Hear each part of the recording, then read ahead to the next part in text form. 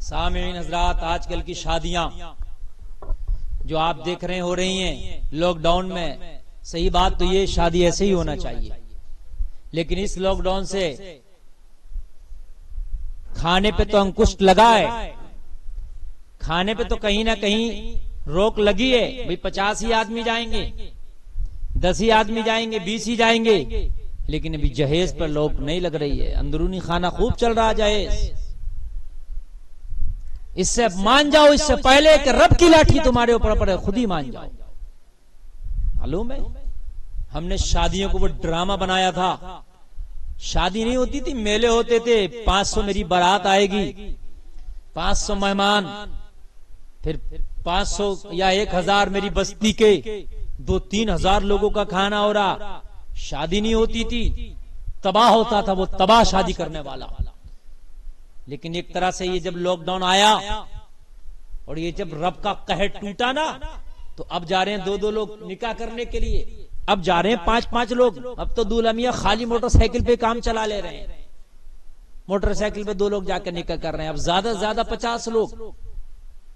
तो कहीं ना कहीं अगर ये डंडे के जरिए से माने हम लोग, लेकिन माने 50 लोगों पर इक्तफा कर लिया। शादियां हो रही हैं, ये खाने के हमारे 3-3 और 5-5 लाख रुपया बच गए हमारे, और होना भी यही चाहिए था कि निकाह को आसान करते। मगर जहेज की डिमांडें अभी खत्म नहीं हो रही है, अभी जहेज की मांगे खत्म नहीं हो रही हैं। जहेज अभी उतने ही है, क्योंकि वो तो अंदरूनी खाना चल रहा है, वो तो अंदर से दिया जा रहा, अंदर से लिया जा रहा। बाज आओ उससे पहले कि फिर रब की लाठी पड़े। फिर कोई ऐसा नया कानून निकल आएगा, जब रब की लाठी पड़ेगी तो फिर कोई ऐसा कानून निकलेगा कि मजबूर हो जाएंगे कि शायद 2 बर्तन भी ना ले सके, 2 बर्तन भी ना दे सके। क्या किसी ने सोचा था कभी कोई ऐसा भी मौका आएगा कि बारात में सिर्फ मुख्तसर लोग जाएंगे, चाहकर भी नहीं जा सकते, करीबी रिश्तेदार भी नहीं जाएंगे, करीबी खानदानी भी नहीं जाएंगे? कभी सोचा था? नहीं सोचा था। हमने तो यही सोचा था यही मेले रहेंगे हमारी, यही बाजारें रहेंगी हमारी बारातों की। लेकिन जब रब अमल कराने पे आता है, जब रब किसी चीज की हिफाजत कराने पर आता है, तो उसमें बहुत पावर है, वो हिफाजत करा लेता है।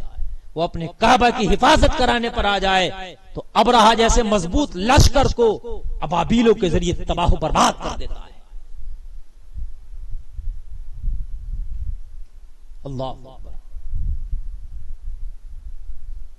अगर वो चाहता है कि वो निकाह की हिफाजत करे, इनकी गलत रस्मों की हिफाजत करे, तो फिर वो ऐसी हिफाजत कराता है कि लोग मजबूर हो जाते हैं खुद से मुख्तसर लोगों पर निकाह करने पर ही इक्तफा करते हैं।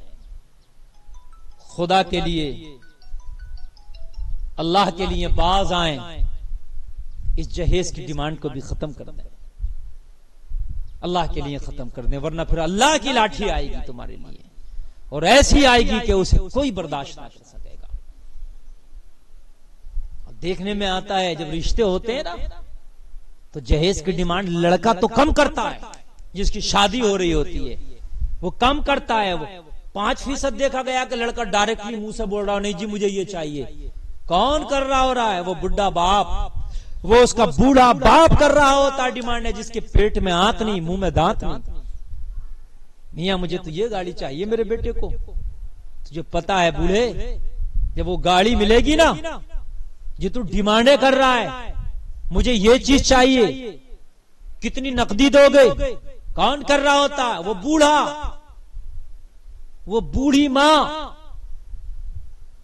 कि शादी करने के बाद जब वो जहेज घर में आता है तो सबसे पहले जो दुश्मनी शुरू होती है, वो बहू जो घर में उतना जहेज लेके आई, सबसे पहले उसका टारगेट, उसके दिल से उतरने वाले लोग, सबसे पहले जो नफरत का मरकज बनते हैं, वो बूढ़े और बूढ़ी बनते हैं जो जहेज की डिमांड कर रहे थे। क्योंकि जब वो घर में आती है तो सोचती यही बूढ़ा था जिसने मेरे बाप का खून चूसा है। वो सोचती यही बूढ़ी थी जो मेरी सास है, जिसने मेरे बाप का खून चूसा है, जिसने डिमांडें की हैं, जो रिश्ता तय करने पे राजी ना था, डिमांडों पे डिमांडें कर रहा था। सबसे पहला जो उस आने वाली बहू का दुश्मन बनता ना, यही बूढ़ा बनता है जो डिमांडें कर रहा होता। यही बूढ़ी बनती है साथ जो डिमांडें कर रही होती है। अरे तुम्हारा क्या है? शादी होने के बाद जो डिमांडें करके, ये बूढ़े माँ बाप, जो तूने जहेज लिया था वो जहेज तुझे मिलने वाला नहीं है। चंद दिन में जो बेटा तुझसे अलग होता तो सबसे पहले वो जहेज ले लेता, उसमें तो किसी को हिस्सा भी नहीं देता, भाइयों को भी नहीं देता। भाइयों से भी कहता भाई ये तो मेरी जहेज का है, इसमें तुम्हारा कोई मैटर नहीं है।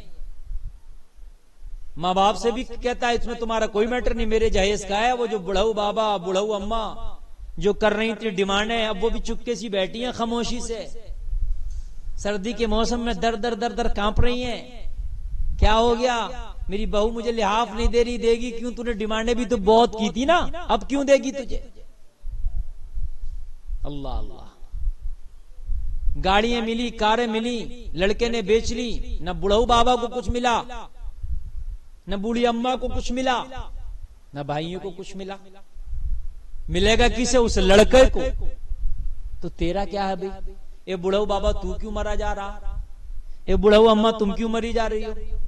तुम तो जुल्म ना करो, तुम तो उस लड़की को दुश्मन ना बनाओ।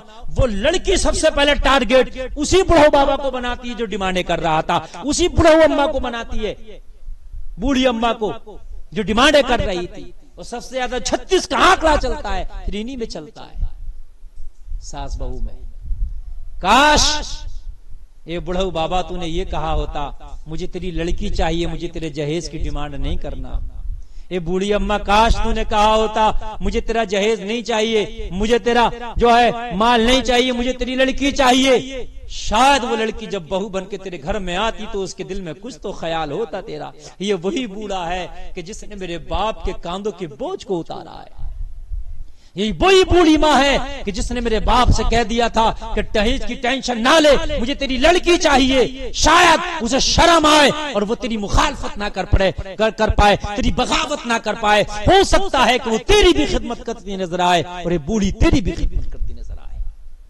जो कहीं ना कहीं सोचेगी कि मेरे बाप को इन्होंने कर्ज की दलदल से निकाला है, मेरा बाप तो कर्जा लेके जहेज दे रहा था लेकिन मेरे बाप को कर्जा ना लेने दिया, मेरे बाप के बोझ को इसने खत्म किया है। शायद ये इसके जहन और दिलो दिमाग में रहे और वो तेरी जिंदगी भर खिदमत करती रहे। वो गाड़ी तेरे किस काम की है?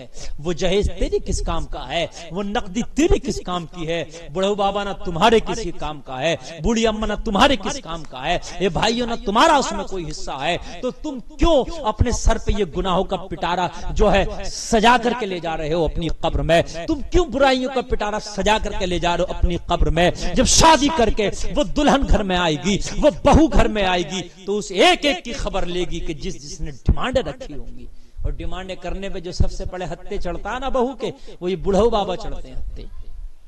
सबसे पहले जो हत्ते चढ़ती है ना, बूढ़ी अम्मा ही हत्ते चढ़ती हैं सबसे पहले, क्योंकि इन्होंने मांगे की होती है बहुत मोटी मोटी। खुदारा खुदारा तुम्हारा कुछ नहीं है।